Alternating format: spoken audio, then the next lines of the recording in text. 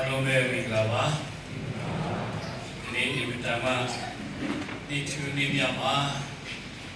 ကျွန်တော်တို့ဒီ TBC အချင်းတင်တော်မှာလာရောက်ပြီးတော့နောက်ကပတ်တရားတော်ဝင်ငါခွင့်ပေးတဲ့မြန်မာနိုင်ငံကျန်းစာအင်းကိုထူပဲကျေးဇူးတင်တယ်လို့ဒီနေရာမှာရှိနေကြတဲ့ကျွန်တော်ဖတ်သေးဦးဆရာကြီးမဆာတင်သူတင်သားများအားလုံးကိုလည်းထူပဲကျေးဇူးတင်နေဆိုတဲ့အကြောင်းဟောပြချင်ပါတယ်ကျွန်တော်ကတော့လာဟုမျိုးဖြစ်ပါတယ်ရှမ်းပြည်နယ်မှာနေပါတယ်ဆိုတော့ကျွန်တော်တို့လူမျိုးစုငယ်က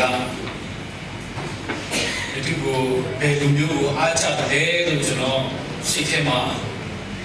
ဟောပြရမယ်ဆိုလို့ရှိရင်ချင်းလူမျိုးကိုကျွန်တော်တို့အားချတဲ့ထဲမှာပါပါတယ်ဘာဖြစ်လို့လဲဆိုလို့ရှိရင်ချင်းလူမျိုးတွေကပညာတတ်တယ်စူးစမ်းတယ်နိုင်ငံတကာရှင်မောင်တန်းတဲ့အထိရှိနေတဲ့လူမျိုးဖြစ်တယ်ဆိုတော့ကျွန်တော်ဘုတော်ဆောင်တဲ့အချိန်မှာလူငယ်တွေကျွန်တော်ကအမြဲတမ်းခေါ်အားပေးတဲ့ထဲမှာဒီအကြောင်းအရာတွေပါတယ်နေတာလည်းကျွန်တော်တို့နဲ့တူတယ်ကျွန်တော်ကရှမ်းပြည်မှာနေတယ်သူကချင်းပြည်မှာနေတယ်ဒါမဲ့ကျွန်တော်တို့ကနောက်ကျနေတယ်ကျွန်တော်တို့ကြိုးစားဖို့အများကြီးလိုတယ်ဆိုတဲ့အကြောင်းအရာတွေကျွန်တော်လူငယ်တွေကအမြဲတမ်းပြောဖြစ်ပါတယ်ဆိုတော့ကျွန်တော်ကြောက်ဖို့တဲ့အခုရှိတယ်ချင်းဆရာတွေကတရားဟောရင်နိုင်တော့ချတယ်နိုင်တော့တရားမဟောဘူးဆိုရင်အဲ့ဒီဆရာကမတော်သေးဘူးဆိုတဲ့သဘောတရားပဲလို့ပြောတယ်ဆိုတော့ဆရာမဆုံးပြလဲရှိမယ်တဲ့ဒီမှာကျွန်တော်ကြောက်ပြီးတော့ဆရာမဆုံးပြတယ်ဆရာဆုံးခံရတော့အဲ့လိုပြောရတာတော့ဆိုတော့ဒီနေ့လေကျွန်တော်နည်းနည်းတော့တော်ချင်နေတယ်ရှင်နာရဲ့ဆောက်ဒီကောင်းလာပြီဆိုတော့ဖြတ်ခင်ပေါ်ပြတဲ့တိုင်းကျွန်တော်တို့တော့ပြန်တဲ့ဖြစ်ပါတယ်ဆိုတော့ကျွန်တော်ဟိုနေထွေးဆောင်ချူဆိုရဲ့တေဦးဆရာကြီးမဆာတေလူတေနာများအားလုံးကိုမင်္ဂလာပါလို့ပြောလို့ session ပါတယ်ဆိုတော့ကျွန်တော်ဒီနေ့ရွေးချယ်ထားတဲ့အချမ်းကတော့Bible Society ကပြီးတဲ့အချမ်းနဲ့တော့ကျွန်တော်ခွဲလွှဲပါတယ်ဆိုတော့ကျွန်တော်မြန်မာလိုတစ်ခေါက်ပြန်ဖတ်ချင်ပါတယ်ရှမတဲ့ခန်းကြီးကလည်း14ကနေ16ဖြစ်ပါတယ်တင်းတို့ဒီလောကကြီးအလင်းဖြစ်ကြ၏တောင်ထိ၌ဒီတော်မြို့ကိုမခွဲနိုင်စီမင်းထွန်း၍တောင်စလားအောင်၌ခုံထားလေးမရှိတင်းတို့အင်တာအောင်တို့ဒီအလေးကိုရစေခြင်းကစီမင်းခုံပေါ်မှာတည်ထားလေးရှိ၏ထိုနည်းတူတစ်ပါးတို့ဒီတင်းတို့ဒီကောင်းသောအကျင့်ကိုမြည်၍ကောင်းကင်ဘုံ၌ရှိတော်မူသောတင်တို့၏အဖ၏ဂုဏ်တော်ကိုချီးမွမ်းစေခြင်းကသူတစ်ပါးရှိ၌တင်တို့အလင်းကိုလင်းစေကြတော့ဒုတိယတစ်ချက်ကအေဖက်ခန်းကြီးကအငယ်ရှိမှပါတယ်အထက်ကာလ၌တင်တို့ဒီမောင်မိုက်အတိဖြစ်ကြ၏ယခုမူကားတခင်ဖျား၌အလင်းဖြစ်ကြ၏တို့ဖြစ်၍အလင်း၏သားကဲ့သို့ကြည်နေကြတော့အလင်းတော်၏အကျိုးမူကားအလုံးစုံသောကောင်းမှုခြင်းဖြောင့်မတ်ခြင်းတစ္ဆာဆောက်ခြင်းဖြစ်လေသည်ဆိုတော့အချက်ကိုကျွန်တော်ပြန်ပြီးတော့ခုတ်လုပ်ခြင်းနဲ့ကြားလိုက်ကတုတ်တန်ကျမ်းခန်းကြီး6အငယ်23ဖြစ်ပါတယ်တုတ်တန်ကျမ်းခန်းကြီး6အငယ်23ဖြစ်ပါတယ်အကြောင်းမူကားပညာတော်ဒီနိခွဲ့ဖြစ်၏တရားတော်ဒီအလင်းဖြစ်၏အဖြစ်ကိုပြတ်တတ်သောဩဝါဒစကားသည်အသက်လမ်းဖြစ်၏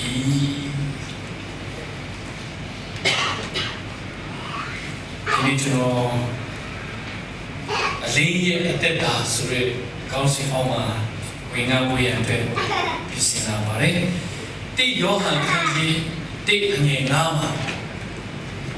ဖယားခင်ဒီအလင်းဖြစ်တော်မူ၏လို့ဟောပြထားပါတယ်ဖယားခင်ဒီအလင်းဖြစ်တော်မူ၏ယောဟန်ခန်းကြီး10အငယ်7မှာတခင်ခရစ်တော်ဒီအလင်းဖြစ်တော်မူ၏ဆိုတဲ့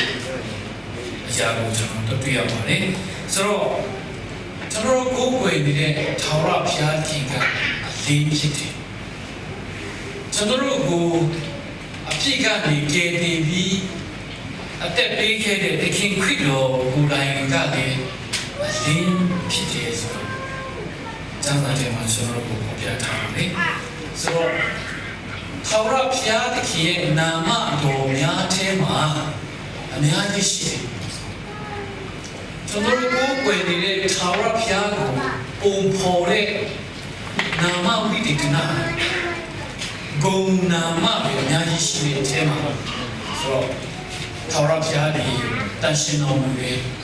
ထာဝရဘုရားဒီကောင်းမြတ်တော်မူတယ်ထာဝရဘုရားဒီ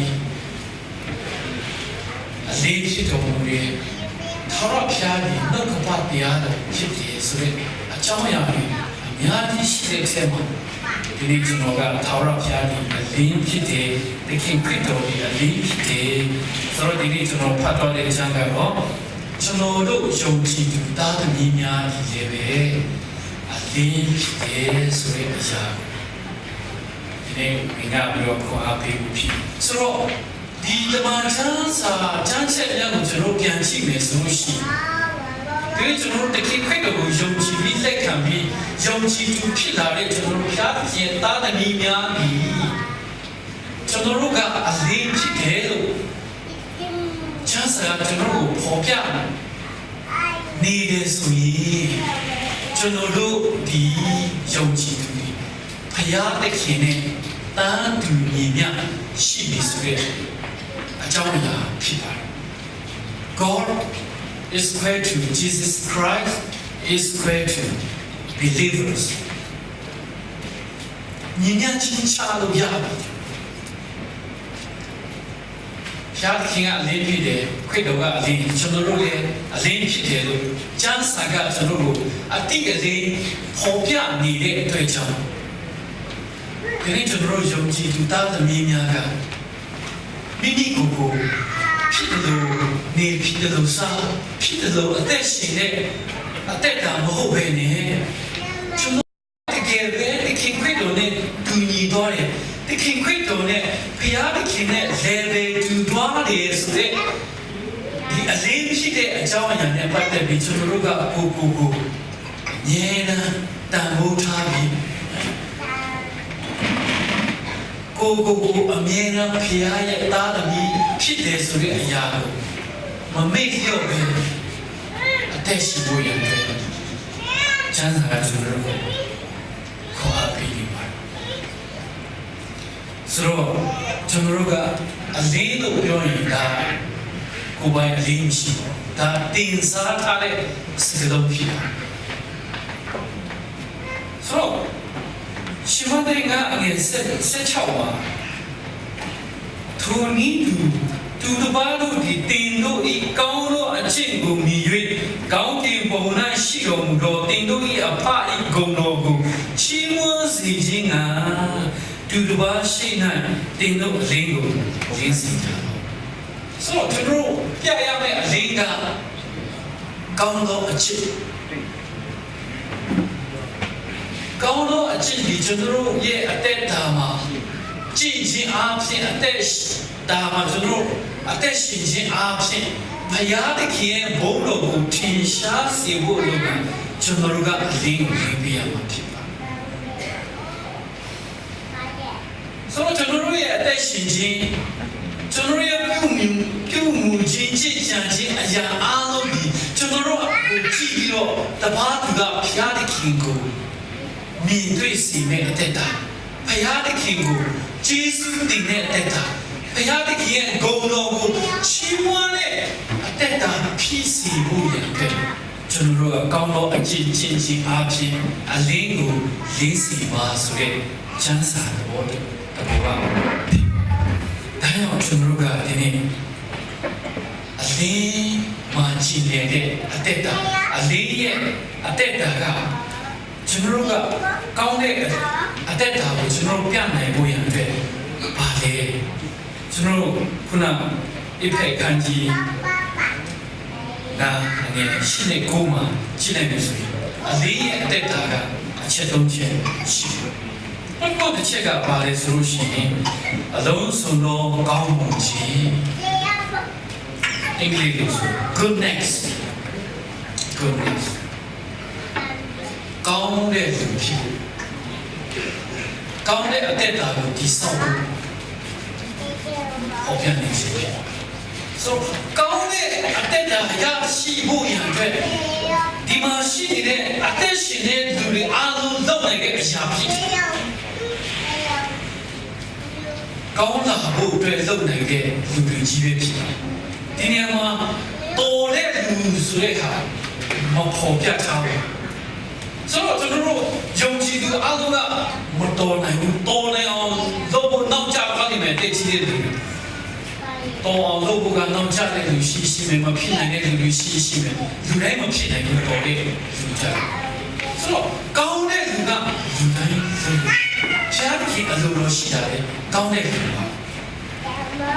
ကောင်းတဲ့အသက်တာပေါ်မှာကျွန်တော်တို့အသက်ရှင်ဖို့ရည်ကြီးThe great king လို့ပြောတဲ့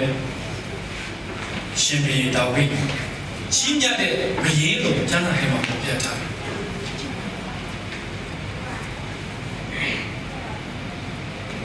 လူတော်ဖြစ်တယ်လူကောင်းဖြစ်တယ်ဒါပေမဲ့တစ်ခါတလေလူချင်းချော်သွားတယ်ရှင်ဘုရင်ဒါဝိဒ်ကသူများမယားကိုပြီးမှပါရရှိဘောကိုပြီးမှအဲ့ဒီအမျိုးသမီးဘယ်သူလဲဟာဘီရဲ့တပည့်ဥရိယရဲ့အမျိုးသမီးဟောလာဆိုယောက်ျားရှိတဲ့လင်းရှိတဲ့ပြောလည်းမရဘူးဒါဝိဒ်ကကျွန်တော်ကြားစတယ်မှာပြန်ရှိ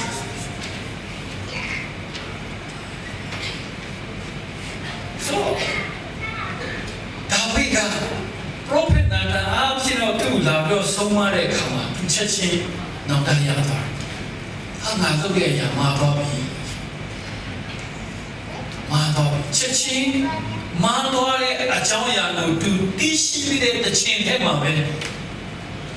ရှိတော်မောက်မှာသူကဘုရားသခင်ကိုချမ်းတောင်းပါလေ။ကိုချမ်းတောင်းပါဖျားခင်ကြိုက်တဲ့အရာကအဲ့ဒါပဲမကောင်းမှန်းသိတဲ့အရာမပြည့်စုံတဲ့အရာကိုမှန်မှန်သိပြီးဆိုတဲ့ချိန်တည်းမိမိကိုယ်ကိုမိမိပြန်လဲပြီးစီပြီးနောင်တရတဲ့အတက်တာတမန်တော်ခန်းကြီး73အငယ်20မှာဖျားခင်ကဘာပြောလဲဆိုငါရဲ့စိတ်လုံးတော်နဲ့တွေ့ထိတဲ့သူကယေရှုရဲ့သားဒါဝိဒ်ဖြစ်တယ်။ဖျားခင်ကြိုက်တာကဒါဝိဒ်ရဲ့တဲ့တာ။ဘာဖြစ်လို့လဲ။တော်လို့မဟုတ်ဘူးတားလို့မဟုတ်ဘူး။ဆိုအရင်ကအဲ့ဒီလာလူမျိုးရဲ့သူတို့ရဲ့ကိုကြီးတရားပြန်ကြည့်လို့ဆိုမိမတို့လည်းအများကြီး။ဆိုဖျားခင်ကြိုက်တာကဘာလဲဆိုမန်တီးတဲ့နောက်ပိုင်းမှာနောင်တရပြီးတော့ဘဝတည်စတဲ့တဲ့တာ။ဖျားခင်ရှိမကောင်းတဲ့သူကကောင်းတော်ဖြစ်သွားတယ်ဒါဝိဒ်ဒါကိုဖျားခင်ချင်စက္ကေရဲ့တဲ့တာလေးပြန်ပြောဆင်ခြင်ကြည့်အောင်လူကမုန်းတီးတဲ့စက္ကေဖြစ်တယ်သူများရဲ့ကောင်းကိုနေပြီးတော့စားအခုတကြကောက်ခိုင်းနေတော့ငါးကြောက်ကိုက်ကောက်တယ်လေးကြောက်ကောက်တယ်သူ့အတွက်ကြံအောင်လုပ်တယ်ဆိုတော့ဒါကိုတိတိကြီးနဲ့လုပ်နေတယ်တိတိကြီးနဲ့မပြောရဘူးကျွန်တော်တို့ရဲ့တချင်တော့အဲ့ဒီအောက်မှာကျွန်တော်နေခဲ့ရတိတယ်မပြောရဘူးဒီတိုင်းပဲဟုတ်ကဲ့ဆိုတော့ဒီအတိုင်းကကျွန်တော်ကြောက်လာတယ်ဆိုတော့စက္ကေလုပ်တယ်မကောင်းမှတိတယ်မဟုတ်တာလုပ်တယ်တိတယ်မပြောရဘူးရှိပြီးရှိတယ်သူဒါပေမဲ့ခရစ်တော်ကအဲ့ဒီဂျီရိုခရိုမျိုးကိုဝင်လာတဲ့အခါစက္ကေဒီပြပွားစက္ကေမောချလိုက်တော့စကားပြောစက္ကေညဘေးအေုံနာတဲမယ်ချက်ချင်းစင်းလာပြီးတော့အင်ခေါ်တော့စကားပြောပါညာအဲ့အဲ့ဒီနေရာမှာစက္ကေကခရစ်တော်ကျွန်တော်တို့များစီမံမလေးပါရှိထားတဲ့အစရအကုန်ပြောင်းပေးမယ်တခြားယူခဲ့မိလေးချက်ကျွန်တော်ပြန်ပေးမယ်တော့ခရစ်တော်ကပြောတယ်တင်းအပေါ်မှာကျေးဇူးရောက်ရှိ ဆိုတော့ကျွန်တော်တို့ရဲ့အလုံးစုံကောင်းမှုခြင်းကနောက်တာရခြင်းအတက်တာဖြစ်ပါဒီများဒီကလိန်စားနေတဲ့ခေတ်မှာကျွန်တော်တို့ခရိယန်တို့ယုံကြည်သူကလိန်စားဖို့မလိုဘူးသူများကလည်းမဟုတ်တယ်ရုပ်တော့နေတဲ့အချိန်မှာကျွန်တော်တို့ခရိယန်တွေရဲ့အတက်တာကအမြဲတမ်းဒုက္ခပါတရားတော်နဲ့ကျွန်တော်တို့သွားဖို့ဖြစ်ကျွန်တော်မြန်မာပြည်ကြီးစက်မှာနေရတဲ့ကျွန်တော်တို့ကျွန်မမဟုတ်တဲ့အောက်မှာပဲကျွန်တော်ခံစားခဲ့ရတဲ့အရာတွေအများကြီးရှိမဟုတ်တာတိတယ်မမှန်တာတိတယ်ဒါမဲ့ဒီထဲမှာကျွန်တော်တို့လည်းချိန်နေနေတဲ့အခါမှာအဲ့ဒီဟာကိုကျွန်တော်တို့ကအပြစ်လို့မမြင်တော့ဘူးအပြစ်လို့မမြင်တော့ဒါကြောင့်ကျွန်တော်တို့ကကောင်းတဲ့အတက်တာပုံတက်တဲ့ကောင်းကျွန်တော်ပြောင်းပြီးကျွန်တော်ပထမချက်ဆိုတော့ဒုတိယချက်ကအလေးရဲ့အတက်တာပါလေပြောင်းမှခြင်းကျွန်တော်ဖြောင်းမတဲ့လူဖြစ်လို့ရတယ်။တော့အေးအချိန်မှာကဘာကြီးကိုရင်သွားမှုခက်တယ်။အာဗြဟံအချိန်ရောက်တော့သူနဲ့ဂေါမောရမြို့မှာရှားတဲ့ကဘိုးဘွားနေမိကြပြီးတော့မိဆောင်ခဲ့ရတယ်။ဘာဖြစ်လို့လဲစဉ်းစားဘာဖြစ်လို့ရှားတဲ့ကရှင်သွားမှုချင်းကိုလုပ်လိုက်တာဘာလို့ဖျားခင်ကဒီမျိုးကြီးတဲ့မျိုးကိုမိအောင်စီခဲ့တယ် reason why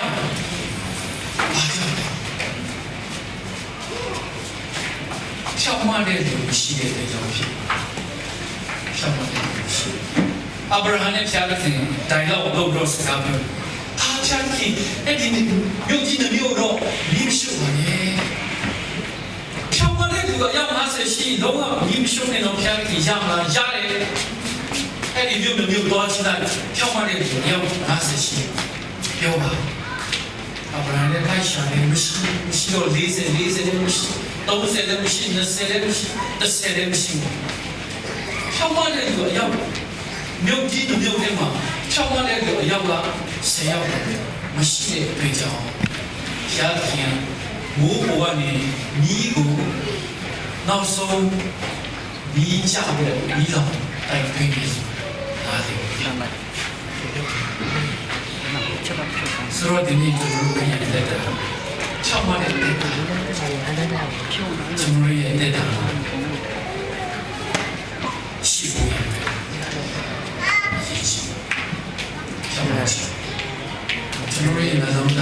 ကျွန်တော်ရဲ့နှလုံးသားဖြစ်စီပြီးတဲ့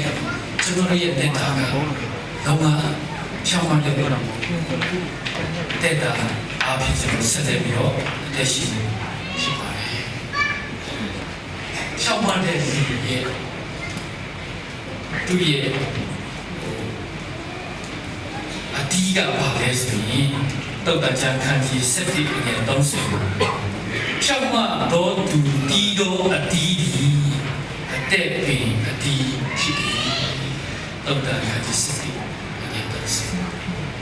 ဆိုတော့ကျွန်တော်ရဲ့တက်တာမှာ righteousness လို့ပြောတဲ့ဒီအတက်တာအားဖြင့်ကျွန်တော်ရဲ့တက်တာမှာယူတည်ပြီးတော့အသက်ရှင်မှုရတဲ့ကျူးစာစိတ်ကမှုရ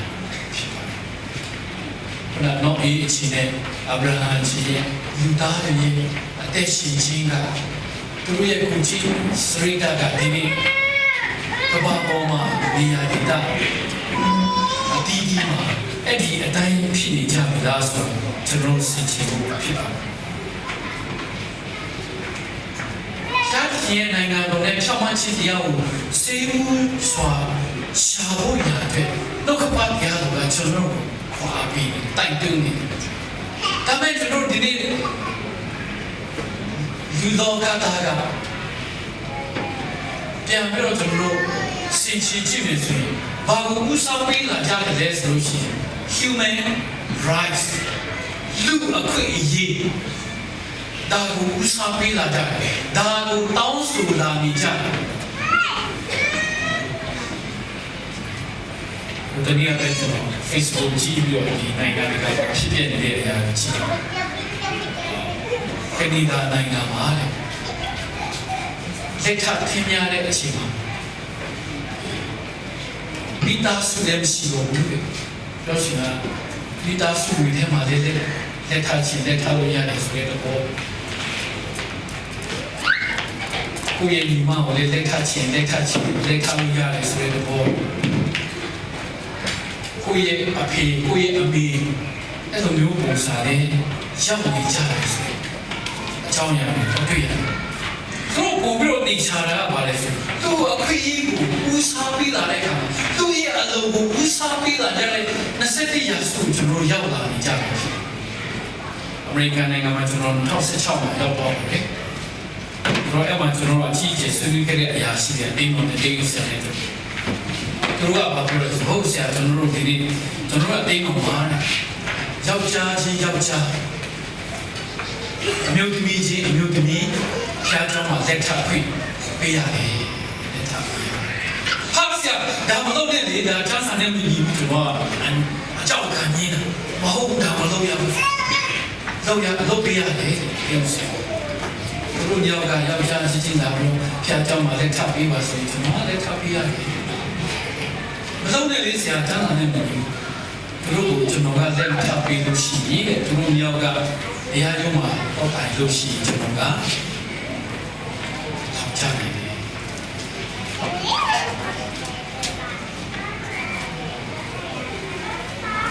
အမတန်မှကျွန်တော်စဉ်းစားပြီးအမတန်မှကြောက်မဲ့ဝေးရအခြေအနေကိုရောက်နေပြီလားဆိုတော့စိတ်ထဲမှာအဲ့လိုခံစားမိသူဖြစ်ချင်တဲ့အရာကိုလုပ်လာကြတယ်ဖျားကြောင်းထဲမှာလက်ထပ်တာဒါဖျားခင်ကအန္တရာယ်ကိုပေးတာအမျိုးသမီးဖြစ်ဒီမှာဖြစ်အန္တရာယ်အတွက်အေဝါကိုပေးတာအန္တရာယ်အတွက်တော့အန္တရာယ်ကိုပေးတာမဟုတ်ဘူးဟုတ်တယ်နော်အန္တရာယ်အတွက်အန္တရာယ်နဲ့တကယ်တော့တရားကိုပေးတာမဟုတ်ဘူးအန္တရာယ်ကိုကူညီဖို့ထောက်ပံ့ဖို့အတူတူနေဖို့ပွားများဖို့တိုးပွားဖို့ရန်အတွက်အေးဝါဒီပေးပြီးတော့အိမ်ထောင်ဖြစ်စေခြင်းဖြစ်ဆိုတော့ဒီနေ့ကျွန်တော်တို့တိုးတက်တဲ့နိုင်ငံတွေကဖျားခင်အလိုတော်ထက်ကျွန်တော်တို့ရဲ့ human right ကျွန်တော်တို့ရဲ့အလိုကိုဦးစားပေးနေကြတဲ့ခေတ်ကိုကျွန်တော်တို့ရောက်နေကြပြီဆိုတော့ဒီကောင်ပြပြချင်ဆိုတော့ဒီနေ့ကျွန်တော်တို့ယုံကြည်သူသားသမီးထဲမှာသူများက human right ဘယ်တော့ပဲ on နေပါစေကျွန်တော်တို့ကတော့ဖျားခင်ရဲ့နိုင်ငံတော်နဲ့ဖြောင့်မခြင်းကိုပဲဦးစားပေးဖို့ဖြစ်ပါလိမ့်မယ်ဖြစ်ကိုဖြစ်ရဖြစ်ပါ human right ဘယ်တော့ပဲပြော human right ဘယ်တော့ပဲကြွေးကြော်ကျွန်တော်တို့ကအဲ့ဒီ human right ကမမှန်လို့ဆိုရင်ကျွန်တော်လိုက်လို့ရှိတယ်တမန်ကျမ်းစာလောကပတ်တရားတမန်ကျမ်းစာနဲ့ကျွန်တော်မညီဘူးဆိုရင်ကျွန်တော်လိုက်လို့မလုပ်ဘူးလို့ကျွန်တော်ပြောရတယ်ခိုင်းနောက်တစ်တရားတစ်ချက်အလေးရဲ့အတက်တာနောက်ဆုံးတစ်ချက်ကသစ္စာစောင့်ခြင်းသစ္စာစောင့်ခြင်းဆိုတော့ခုနကကျွန်တော်ပြောတယ် human right ဘယ်တော့ပဲ popular ဖြစ်နေပါစေကျွန်တော်ရဲ့ယုံကြည်သူရဲ့စံချင်းစံလို့ဒီလောကပါပြရတယ်ဒီလောကပါပြရတော့ねကျွန်တော်ချိန်ထုတ်ပြီးမှ okay လောကပါပြရတော့လေဒီလိုပြောထားတယ် human right နဲ့ဒီလိုကျွန်တော်သူ့ကလိုလေဒီလိုပြောထားတယ်ဆိုတော့ okay ဒါလို့ရပါတယ်။အော်ဒါတော့မတူဘူးဒါတော့မညီဘူးစံစာဒီလိုပေါ်ပြထားတယ်ကျွန်တော်လိုက်လို့ဒါပါပေါ်ပြချင်လိုက်လို့ဒါကကျွန်တော်ဒီစာဆောင်ချင်တယ်ကျွန်တော်ရဲ့ဖျားခင်တော့ကပတ်တရားတော့ကျွန်တော်ကဒီစာဆောင်ချင်တဲ့သူဖြစ်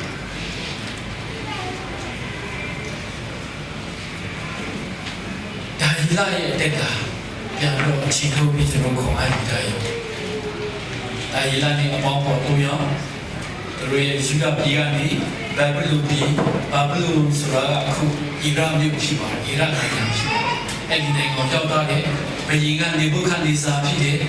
ဆိုတော့အဲ့ဒီမှာဒါဟီလာနဲ့အောက်ပါ 그리고 아가 아마티가 지치네 되죠. 왜인고 왜 투를 누가 피하시군이래 뒤에 동지 피하시군이래 애는 뭘로 왜인지 위지에 욕주고 로자야 비디 이디라 나이가ရောက်လာတဲ့ 우리 알로 애디 욕주고 배 무피고괴 한자야 왜냐래도 가네 ရွှေနဲ့ကုပြီးတော့ရွှေနဲ့လောက်ထားတဲ့နေဘုခဒ်နေဇာရဲ့ဘုရင်မင်းကြီးရဲ့ရုပ်တုကိုဣတိလတစ်မျိုးဝုပြုကိုွယ်ခဲ့တယ်။ဆိုတော့ဒါရီလာနဲ့ရှက်ဒရမီရှက်ဘင်းဒီကို၄ယောက်ကကိုွယ်ဆိုတော့သူတို့ရဲ့စကားကျွန်တော်ဒီနေ့ခွန်အားကြည့်တယ်။ကျွန်တော်ကိုွယ်တဲ့ဖျားတင်ကကျွန်တော်ကိုွယ်တဲ့ဖျားမိထဲကကျွန်တော်ကိုကဲလို့နိုင်တဲ့ဘုရားသခင်ဖြစ်ခြေသိပ်တွင်းချက်ကကဲတည်နိုင်တဲ့ဘုရားသခင်ဖြစ်ဒါပေမဲ့ဘုရားသခင်ကကျွန်တော်ကိုမိတွင်းချက်ကနေခြေသိပ်တွင်းချက်ကနေကျွန်တော်ကိုမကဲတည်ပေးရဲ့ဘာမှမဖြစ်တည်လေ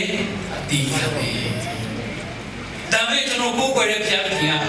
ကလုံနိုင်တဲ့ကဲတည်နိုင်တဲ့ဘုရားသခင်ဖြစ်တယ်ကျွန်တော်တို့မိထဲမှာတည်ခိုင်းတဲ့ no problem ပြဿနာမရှိဘူးချင်းတဲ့မှာချင်းတဲ့ကိုက်ဆွဲပြဿနာမရှိဘူးဒါပေမဲ့ဒီရုပ်တုကြီးကိုတော့ကျွန်တော်ကိုယ်ွယ်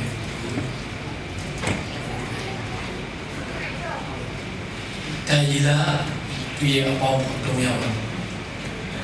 ဒီမဲ့ဆဲဆဲအခြေအနေတောင်မှဘုရားသခင်ပေါ်မှာတစ္ဆာရှိတဲ့အသက်တာကျွန်တော်စင်ချင်ပြီးကိုအားရဘယ်အခြေအနေဘယ်နေရာမှာဘယ်လိုမျိုးကျွန်တော်ကြုံတွေ့နေရမလဲကျွန်တော်ကိုယ်ွယ်တဲ့သူဒီတော့ဘုရားသခင်နောက်ဆုံးပိတ်ချင်ကျွန်တော်ကဖက်တွေထားပြီးတစ္ဆာစောင့်တင်းနေတယ်အဖြစ်ကျွန်တော်ကြိုးစားမယ်အခြေအနေပြောင်းတယ်အခြေအနေပြောင်းတယ်ဒါပေမဲ့ဖျားမပြောင်းဘူးဒါကြီးကြီးအခြေအနေပြောင်းသွားတယ်တတိကနေတော့စီရင်တာပြီးတော့ဘာမှမရှိတော့အခြေအနေပြောင်းသွားတယ်ဒါပေမဲ့ဖျားမပြောင်းဘူးအဲ့ဒီအတက်တာကတိစာရှိခြင်းရဲ့အတက်တာဒီနေ့ကျွန်တော်တို့ကဟိုဖက်ကဒီလိုဖြစ်လာပြီဆိုပြီးတော့လည်းကြည့်လိုက်ဟာဒီထက်ပိုကောင်းမလား TVC ထက်ပိုကောင်းတဲ့ကိုအားရတယ်ဖြစ်ပြန်ရောတုံးလေးလည်းကြာရောအဲ့ဒါလည်း၎င်းပါပဲဆိုတော့ TVC ရေတော့ပါဦးအဖေကျွန်တော်ကြေပါဦးပြန်လို့ဒါဒီမှာပဲဘုံကျွန်တော်တို့ဖက်မှာလည်းရှိကောက်ယုံမီသူရဲ့အဲ့ဒါဘဝပေါ်လာပြီဆိုဟိုလိုလိုက်ကြည့်ဒီဖက်လာပြီဆိုဟိုလိုလိုက်ကြည့်နောက်ဆုံးကျတော့အတင်းနဲ့ဝေးပြီးတော့ဘာမှမရှိဘူးအရင်ကတက်ချောတယ်ခိုင်းပြောင်းလာတော့အချိန်ကောင်းပါတယ်ဖျားတဲ့ခင်မပြောင်းဘူးအရေးကြီးပါဖျားတဲ့ခင်မပြောင်းဘူးတိစ္ဆာရှိဟာဒီချင်းဒီလိုဖြစ်လို့ကျွန်တော်ဘုရားဘာလာဖြစ်တာကျွန်တော်နာဆောင်းပြန်ဖြစ်ကြရရှိတယ်ကျွန်တော်တို့ရှောင်းဒီဘက်မှာပညာတဖြစ်လာတော့တည်လာတယ်ပေါင်းတိဆက်ဆံလာတဲ့လူကြီးတွေနဲ့ဟိုအစီအပြေလာတဲ့အခါမှာဟာခရရလည်းဘာမဟုတ်ပါဘူးဗျာကျွန်တော်နာစားတဲ့ပြောင်းနေပြီနာစားပြန်ဖြစ်တယ်ဒီရှိနာစားတဲ့ပြောင်းဆိုတော့အစီအပြေလာရင်ပြီးလာတယ်လို့ဖျားတဲ့ပြောင်းသွားတဲ့သူတွေရှိပါတယ်ဒီနေ့ကျွန်တော်တို့ကဘာဖြစ်ဖို့လဲအလေးရဲ့တားသမီးဖျားခင်တဲ့ level တူသွားတဲ့ကျွန်တော်တို့ကဘယ်တော့မှကျွန်တော်တို့ကဘယ်အချိန်မှဘယ်လိုပဲအခက်အခဲတွေကြုံတွေ့ကျွန်တော်တို့ကဖျားခင်ကိုကျွန်တော်ကပြောင်းဖို့မလိုပါဘူးကျွန်တော်တက်လို့ဒီစားစောင့်တည်ပြီးတော့ဖျားခင်လာသမီးအဖြစ်ကျွန်တော်ဆက်တဲ့အောင်အသက်ရှင်နေဖြစ်ပါလေအဲကြောင့်ဒီနေ့ကျွန်တော်လောကပါတရားတော်ကျွန်တော်ကိုဖော်ပြထားပါတယ်လောကပါတော်ကဖျားခင်ဖြစ်တယ်ဖျားခင်ကကျွန်တော်